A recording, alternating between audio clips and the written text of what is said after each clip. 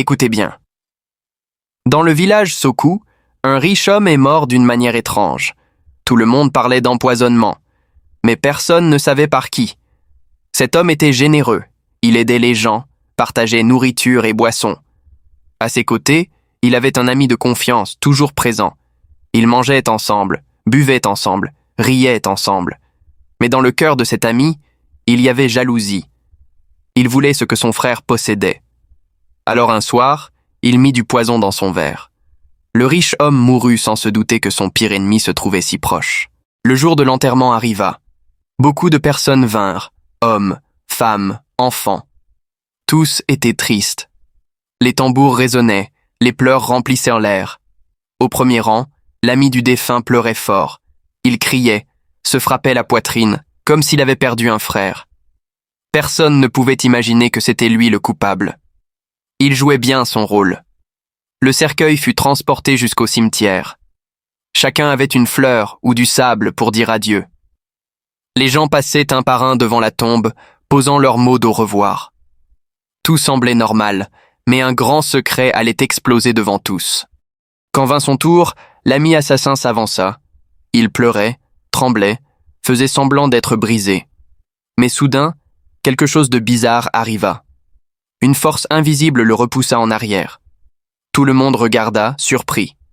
Il essaya d'avancer encore, mais non, impossible. On aurait dit que le défunt refusait son dernier mot. Alors, sous ses yeux, une image apparut. L'esprit du riche homme. Il le fixait avec colère. L'ami tomba au sol, cria fort et perdit connaissance.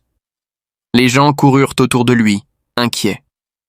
Personne ne comprenait ce qui se passait. Le mystère ne faisait que commencer. Quand il reprit ses esprits, ses yeux roulaient, sa bouche tremblait. Devant tout le monde, il cria « C'est moi qui ai empoisonné mon ami !» Les gens restèrent bouche bée. Il raconta tout. Comment il avait mis le poison. Comment la jalousie l'avait poussé à trahir son frère de confiance.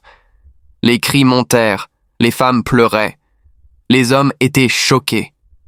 L'ami qu'on croyait sincère était en vérité un serpent. Ses larmes à l'enterrement n'étaient que mensonges. Ses mains se frappaient, son corps tremblait. On aurait dit qu'une puissance invisible le faisait payer immédiatement son crime.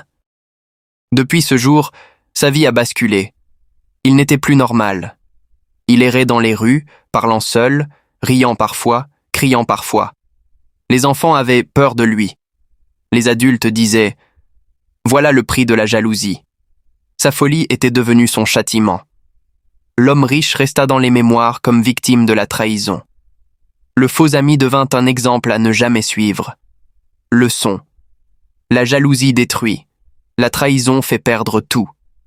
Ce que tu caches finit toujours par sortir. La vérité trouve toujours son chemin, même quand on croit l'avoir enterrée pour toujours.